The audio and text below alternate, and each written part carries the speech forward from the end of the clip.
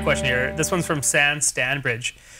You play tons of different covers on there, but do you have like a favorite band? And then another question that goes along with that, which I've seen a few people ask, is do you have a favorite genre of music? So favorite band, favorite genre? Oh, that's a difficult question. My favorite band for a long time was Angels and Airwaves. I think they maybe kind of are, but I've been a little bit disappointed with every album after We Don't Need to Whisper, which is my favorite album of all time. But I just love the atmosphere and the vibe and the emotion of the music. It's not, the drumming isn't why it's my favorite band, but I just love the music. And I think my favorite genre would be something that's, I think Breaking Benjamin comes pretty close, because it's really powerful, and it's intense, and it's emotional, and it's like sincere, but it's also so flippin' groovy. It's just that's Chad Zaliga. That's the way that he plays. He's like a really hard-hitting.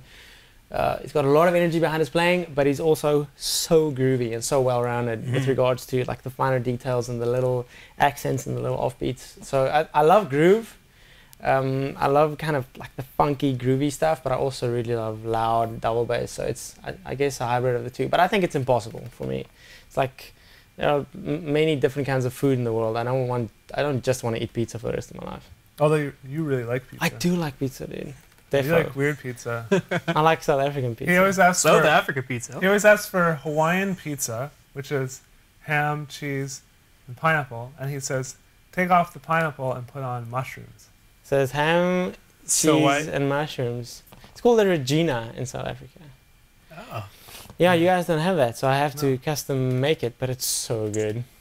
Zach, on to the next question. How do you transfer? How do you go from that? Making it difficult for you.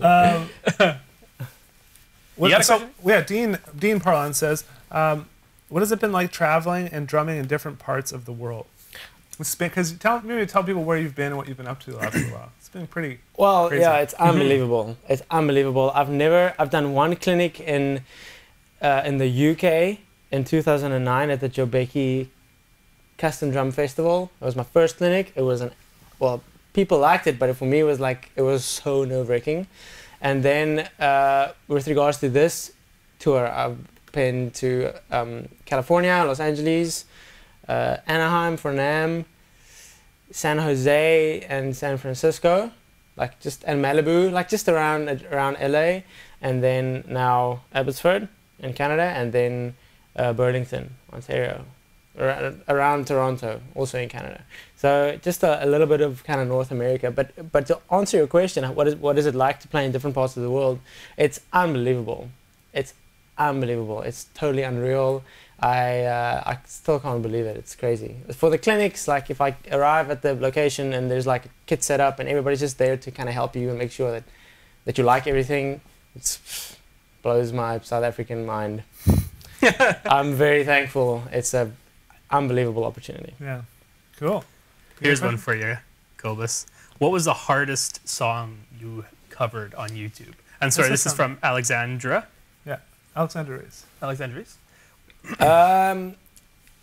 I guess the Dream Theater and Liquid Tension stuff that I did in the tribute video was really hard for me, because I just got the double bass pedal and I was still sucking at it and really uncomfortable with it. And the odd times, especially that little piece in a song called New Millennium.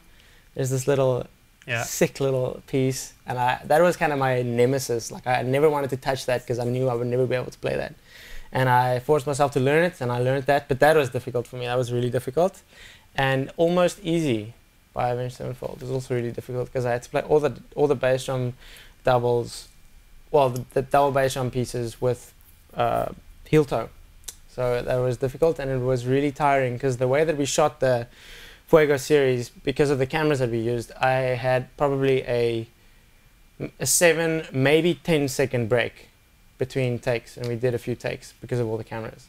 Why is that? Just because they didn't want to stop? DSLR, yeah, 12 minutes. Okay. So I had to fit, I think, 3 takes into 12 minutes. Wow. and it's a long song. The last part of the song, we only did like 3/4 of the song. But like I said, I had 7 seconds. So I crashed out, and then at 7 seconds, just like wiping off and trying to not look like you just had a swim, and then it jumps in again. So it was really tiring, and especially with that double stroke stuff. That's why I look like death. This is from Nico Renzulli. He says you guys met in LA. Oh yeah. You remember? Yeah, I do. So he says, can you explain how you do that thing at the end of My Life Would Suck Without You? Oh, the crossovers. Yeah. Do you mind maybe just showing them slowly? I gotta see this. I'll do it at full speed. Okay. And then I'll stop, and then I'll explain what I'm doing, and then I'll just. But it's really simple. It's really simple. But I'll do it at full speed first.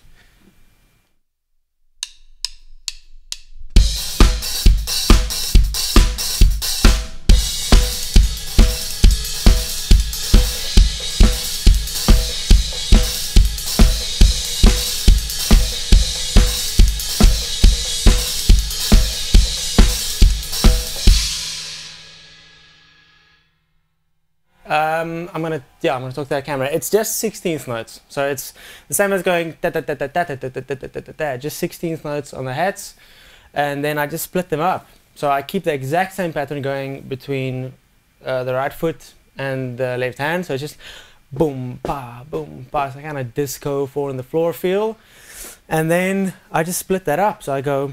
Right, it's gonna be really difficult to explain note for note because I don't think like this. Yeah, but I think what you explain is good. Straight 16th notes. Straight 16th note, yeah. And I just split it up. So I go 1, 2, 3, 4, 5, 6, 7, 8. 1.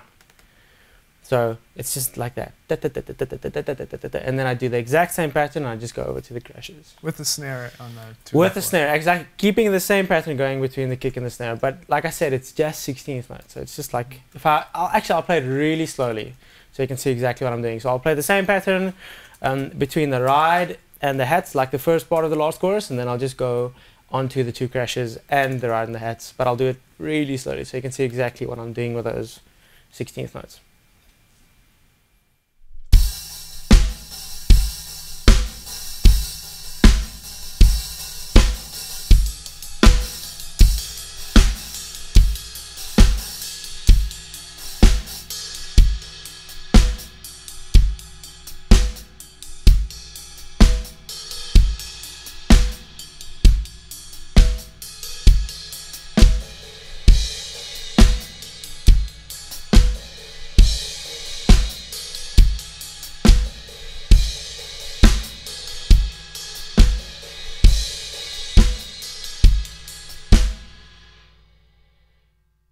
So it's the same 16th note pattern, just split up. It's really simple.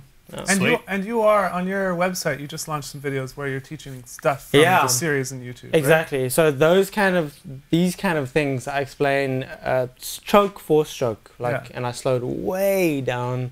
Yeah. And I take it piece by piece, so it's really easy to understand. I do that with many of the signature little things that I've got going on in the covers. Yeah.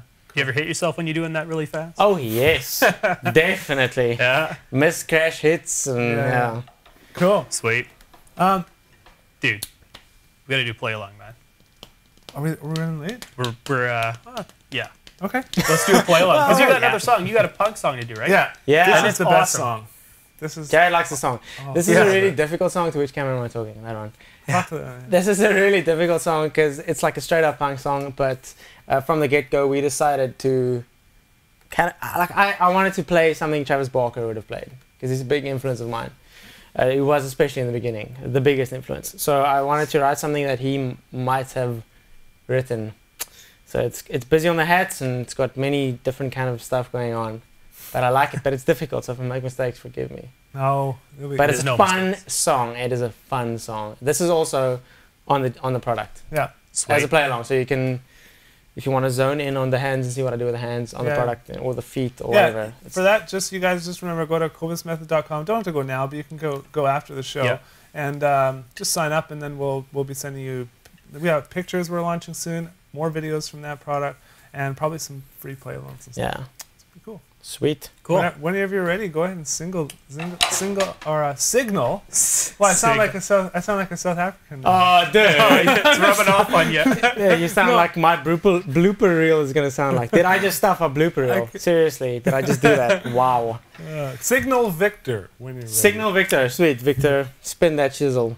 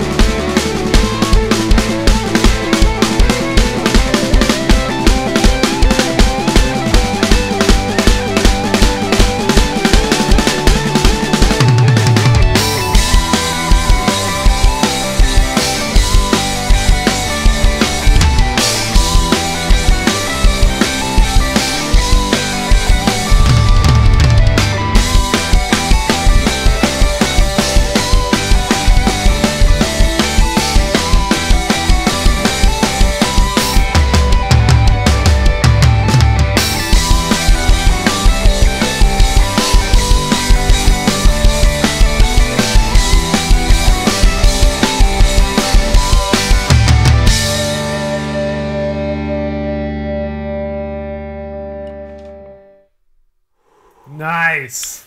Yeah, man. We were saying in the first lesson we got the best seats here because you can feel the power of it. It's awesome. It's sweet. Cool. I'm really glad you guys are wearing in-ears though. Oh, so are we. So are we, Justin. Okay, I want to do like 2 or 3 more questions, and then what we're gonna do is we're gonna do the giveaways and give away the drum heads. Yeah. And other things like that. And this is a good question, I think, to kind of end it off, or not end it off, but one of the last Close ones. to. I don't know how to say the name. It starts with a K. Yeah, I'm not gonna try it. What is your dreams as a musician? At what point you'll think, okay, I'm fulfilled? That's such a deep question. Take your time. That's difficult after like a friggin' heavy pop song. Well, punk song. I don't know. I guess when I get the chance to be creative, and that's my career, and that's what I support my family with. Mm-hmm. Mm-hmm. Like being creative and doing what I love. I know I'm such a hippie, man, but that's sincerely that'll be the epitome. I get to, I don't know whether it's just playing drums, I don't know, producing or possibly focused on music, but just being like creative and using that to support my family. That would be fulfillment. Yeah, cool. Awesome.